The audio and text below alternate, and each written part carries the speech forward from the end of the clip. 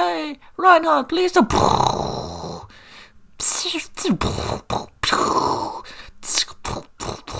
can do nothing, I'm Reinhardt. Hey, what the hell? Hey, turn that off.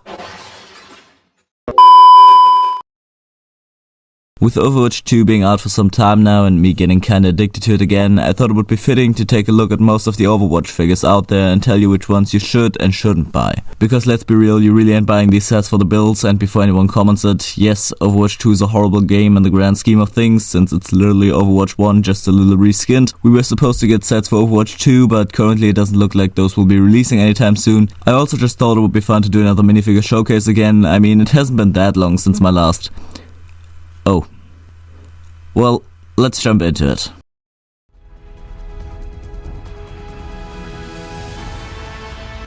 Of course, we have to start with the most iconic Overwatch character out there, literally the face of the game, Tracer. If I say Overwatch, Tracer's probably the first figure that comes to mind. She features in 3 of the animated shorts, so it was really important for Lego to get this figure right. Obviously, Lego had it a bit easier with her since she's a very colorful character and therefore pretty recognizable. I'm still of the opinion though that they should have gone with a different color for her legs. The torso has a reactor on the back and front and looks pretty decent overall, but if you look at the in-game model, you will see that the color of her legs matches the color of her glasses. I don't know why they went with bright light orange when they could have just picked normal orange like they did on Mercy, who we'll be looking at later, but this is truly something nitpicky that doesn't ruin the figure in any way, and I gotta commend Lego for making a new hairpiece for her as well. They produced this hairpiece specifically for her, and currently it doesn't look like we'll be getting it again. Lego also made a new blaster mold for the whole line. Here you can see them in white, and you'll see them in a bunch of different colors on the other figures. In the one leaked Overwatch 2 set there was another version of Tracer included, but since only a handful of these sets are out there, I could only show you this one. Overall, Tracer is a really solid figure and also relatively cheap on the aftermarket, so if you're a fan of Overwatch, I'd recommend picking up this minifigure simply because she's so iconic.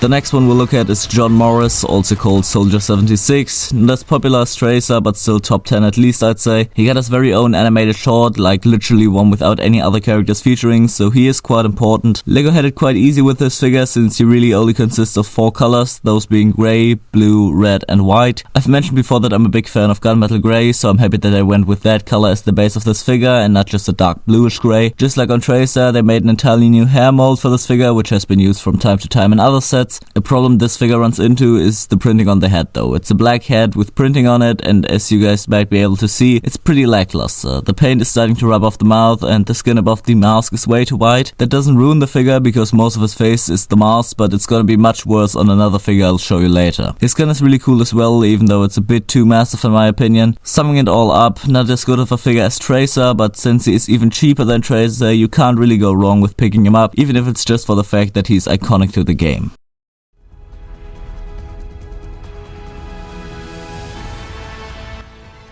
The third figure we'll look at is an iconic one as well, who was completely butchered by Lego, Widowmaker. She's featured in just as many shorts as Tracer and a favorite of the Rule 34 artists. Before I can get into what ruins this figure, I'll point out all the good things. First up, the torso print looks really clean and is way looter than pretty much anything we've seen from Lego. Even though the transition isn't perfect, especially because the color of her torso doesn't match the one on her legs, it was a good decision to go with the gunmetal grey for the legs to stay as close to the game as possible. The dual molded helmet hair combo was really good as well, and the gun isn't as massive as Soldier 76's one and therefore feeling more fitting for a sniper. What absolutely ruins this figure though is the skin color. They chose like a milky purple, whereas in the game Widowmaker's skin is blue. I don't know how they fucked this up, especially considering how iconic she is. It also throws off the whole color palette, so I really have no idea what went wrong there. I'd still recommend getting this figure, especially because how cheap it is, but maybe just put her at the back of the display.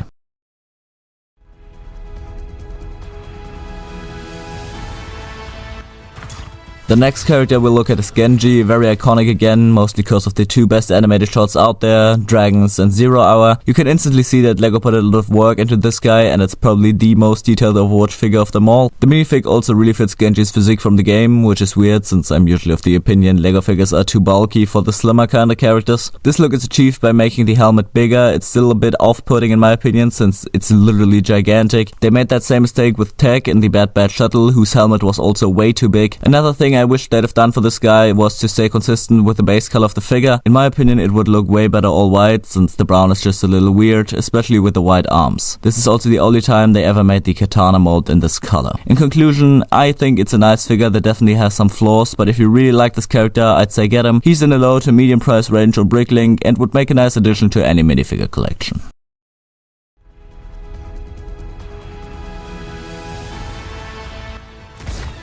Next, we'll be looking at Genji's brother, the heir to the Shimada Empire, Hanzo. He isn't quite as famous as his brother, but still recognizable, especially due to his appearance in the animated short Dragons. Just like on every character so far, Lego went ahead and made an entirely new hairpiece for him as well. So far it hasn't been reused, which can probably be traced back to it being very defined in some places, which doesn't really work for any character outside of a video game realm. Outside of that, Lego gave us quite a nice and kinda Doctor Strange-esque face print to sit on top of his torso. The torso suffers from the same problem Soldier 76's face did. The discoloration of the skin on the black torso is really distracting from the rest of the figure, and even though all of the printing around it looks good, it's just so different from the normal color that you can't ignore it. I would have also loved if they've made a new bow piece for him. If you look at him in the game, his bow is really chunky and looks quite tacky, so I don't know why they couldn't have at least given him the compound bow mold. Overall, there's a lot in this figure that doesn't make sense to me. That said, the head, the hair, and some of the printing on his lower torso / legs look quite good. Unlike on Tracer, Widowmaker, Soldier 76 and Genji though, I gotta say that I would only pick this figure up if you're really into Overwatch. Maybe you just want a complete set of figures, or want to build a mock centered around the Shimada brothers, or maybe you just want him cause you main him in Overwatch. He's quite cheap on Bricklink, but I'd still rather recommend getting Tracer or Genji over him.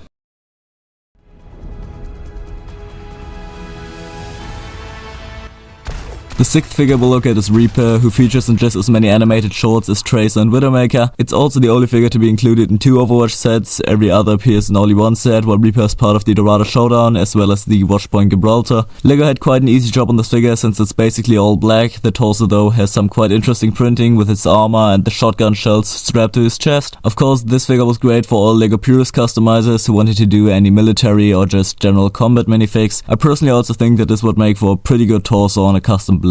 In the vein of every figure so far, Lego made another new piece for this minifig as well, that being Reaper's cape. It's a lot narrower than any normal cape or cloak we've seen so far, and features shoulder pads to give him that chunkier, more intimidating feel. The face print Lego made for him is also quite versatile. In the custom scene, I've seen it used for normal Grim Reaper figures, as well as for the Inquisitor from Tales of the Jedi, for example. I'm also a fan of his guns. They are very big and fit the in-game models, which are significantly bigger than any normal shotgun. Now, one of Reaper's abilities in the game is his Wraith form, which he can use for 8 seconds, during which he hovers above the ground, becomes invulnerable and partly invisible. To represent that ability here, Lego included ghost legs in the Watchpoint Gibraltar set. They work well in combination with the torso and really convey that look from the game. Overall, I really like this figure, and even though he isn't as iconic as some of the others, I'd still very much recommend buying him. Sadly, you can only get him with his normal legs on Bricklink, but getting the ghost part shouldn't cost you more than $2. Reaper himself though isn't as cheap as the others, going for around $7, but this is literally the perfect figure for when you need to cross a minimum threshold, because even if you don't like the figure, you still get so many useful parts.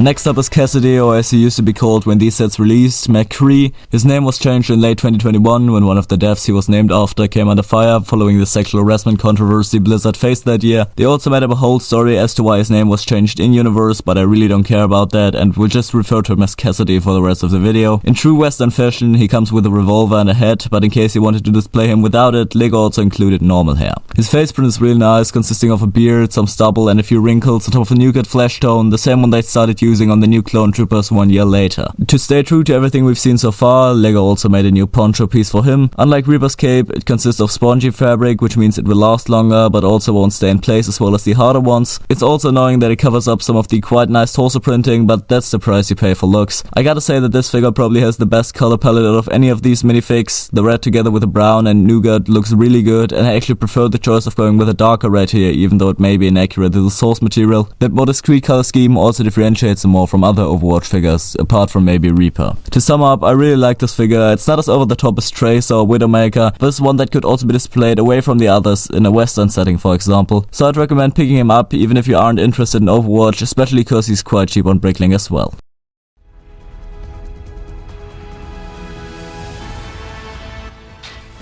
The next figure we'll look at is actually the only healer out of all of these characters, Mercy. I'm really happy that we got at least one healer since, for example, I would like to build an Overwatch mock at some point in the future. To do that, I would like to have 2 full 5 character teams fighting each other. Now we have a large enough number of figures to do that, but conventionally each team consists of 2 healers, 2 damage dealers and 1 tank. As mentioned, the problem now is that we only have 1 healer and that's kinda annoying. In case the Overwatch 2 sets should ever release, I just hope they come with more healers. I would love to get a Lucio, Moira or Brigitte, but we'll see whether that happens. Getting back to the actual figure though, it's amazing but gets ruined by one single aspect. In regards to lower body and torso, the printing is fantastic and second only to Genji when it comes to detail. I absolutely love the color scheme, which is topped off by the amazing dual molded hairpiece Lego made specifically for her. Her staff looks good as well, even though it's kinda sad that they didn't include her pistol, but like, what Overwatch player ever uses Mercy offensively? The thing that ruins this figure though is the face. I discussed this with Soldier 76 already, but there it wasn't as bad as here. Here the face is literally grey. All of the other colors like the pink of her lips or her blonde eyebrows become very desaturated and it throws off this whole figure. I'm really glad they fixed this problem by now, and so I hope that if Overwatch 2 sets ever do release, that they give us a new Mercy with a better face print. Now all the praise I've given this figure just is enough to balance out its flaws, and taking the relatively high price of this figure into consideration, I can't recommend getting this one.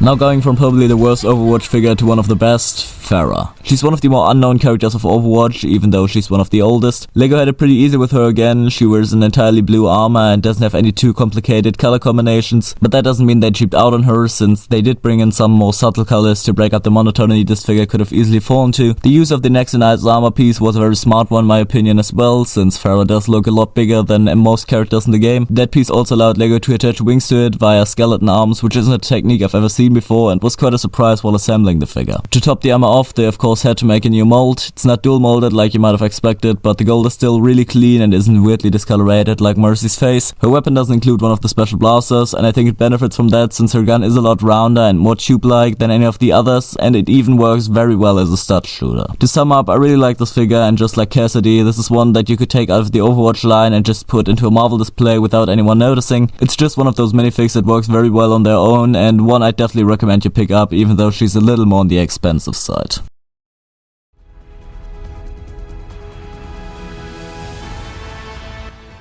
Up next we have one of the 2 big figures of the Overwatch line, and the only one I have, Winston. He's one of the very famous Overwatch characters, featuring the 3 most important animated shorts, those being the trailer for the first game, the intro when you load up the game, and the trailer for the second game. And Lego didn't hold back on him here. The whole figure is made up of 2 different colors, technically making him dual molded. The arms were made specifically for him to really capture that armor style and not just print a few details on the normal ones. To really convey that monkey look, they also made him a lot chunkier and have him leaning forward like you'd see gorillas do in real life. Now the face is kinda janky, it gets across the idea of the non-human character, but it really doesn't resemble him that well. His gun looks really good, of course being huge just like in the game. The backpack matches that look as well, and overall, this is just a clean figure. Even though the face is off-throwing, it's not as bad as with Mercy, and considering how clean this whole thing looks otherwise, I really can't do anything but recommend you pick this guy up. Especially taking into consideration that he's under $20 on Bricklink, which is quite cheap for a big fig.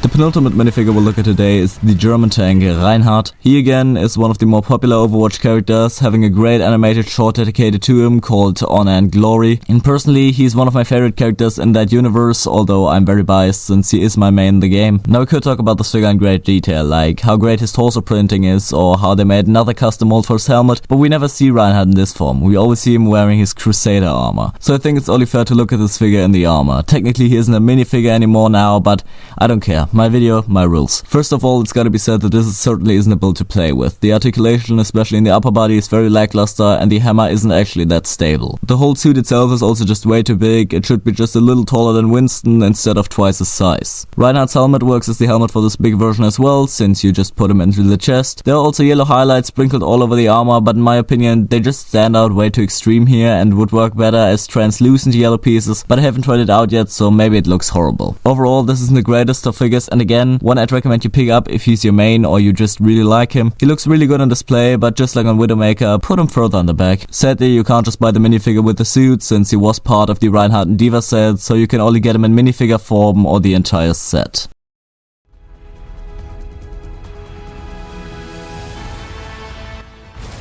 And the very last figure for today is the mech pilot D.Va. D.Va is again one of the more famous characters from Overwatch, having her very own animated short called Shooting Star. Now, even though a lot of her fame is due to her presence in the Rule 34 community, Lego went ahead and made her into a minifig anyways. In the game we mostly see her inside of her mech, to which we'll get in a minute, but we do actually see her like this as well. They really didn't hold back on this figure, making another new hair mold and also giving her the new blaster in pink this time to match her in-game weapon. She's probably one of the more recognizable out of all of these, and I gotta commend Lego for the effort they put into this minifigure. Now the mech, just like with Reinhardt, is way too big, but still somehow feels more proportionate to the real model. I don't know why, but it's just the way it is. It's also a lot more articulate, with the legs being able to move without too much struggle and the arms able to rotate 360 degrees due to their ball joint connection. To sum up, even though I like Reinhardt as a character more, the Lego version of D.Va outdoes him by 100 times. If you want to get the mech, you run into the same problem as with Reinhardt, since they only appear in that set together. The minifigure is also by far the most expensive one on the aftermarket, sitting between $20 to $30.